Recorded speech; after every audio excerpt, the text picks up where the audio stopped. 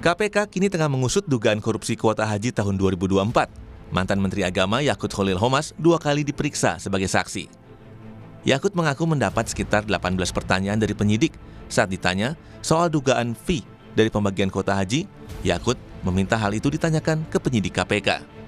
Memperdalam keterangan yang saya sampaikan di pemeriksaan sebelumnya, di penyelidikan. Jadi ada pendalaman. Ada berapa pertanyaan yang didalami? Insya Allah kalau saya nggak salah ada 18. Ya materi sampaikan tanya. Soal pembagian kotanya. Ya tentu terkait dengan persoalan yang sedang Gus, soal aliran dugaan fee terkait pembagian kota itu gimana, Gus? tanyakan ke penyidik. Dirjen Penyelenggaraan Haji dan Umroh Kementerian Agama Hilman Latif juga diperiksa KPK sebagai saksi. Usai pemeriksaan, Hilman memaparkan kepada penyidik tentang aturan yang melandasi proses penyelenggaraan haji, termasuk pembagian kuota haji tambahan. Pendalaman regulasi yang ada dalam proses haji.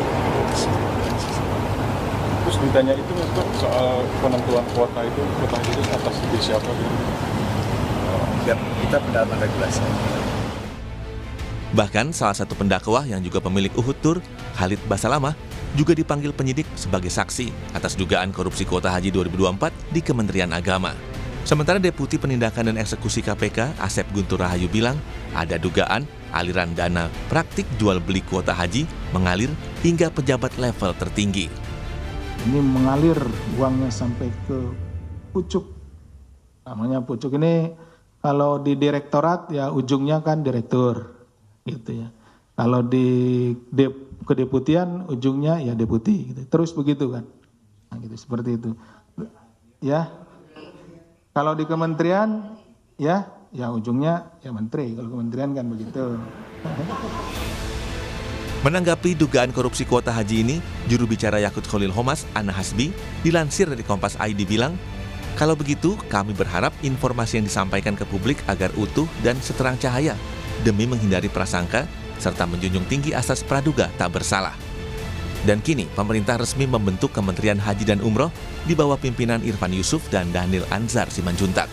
Menteri Haji dan Umroh, Gus Irfan menyampaikan, Presiden meminta agar kementerian baru ini memberikan pelayanan terbaik untuk haji termasuk biaya turun. Beliau menyampaikan apapun yang perlu lakukan untuk memberikan pelayanan terbaik pada jamaah haji kita. Apa yang disampaikan oleh Pak Presiden, penugasan kepada kami sebagai Menteri Haji dan Wakil Menteri Haji untuk Bang Dhanil merupakan amanah dan tanggung jawab yang berat. Saya katakan berat karena 10 bulan terakhir saya tahu persis bagaimana medan haji baik di Indonesia maupun di Saudi. Munculnya kasus dugaan korupsi kuota haji menjadi pekerjaan berat bagi Kementerian Haji dan Umroh yang baru ini untuk diantisipasi agar tidak terjadi kasus yang sama di kemudian hari. Apalagi semua ini menyangkut ibadah bagi umat muslim di Indonesia.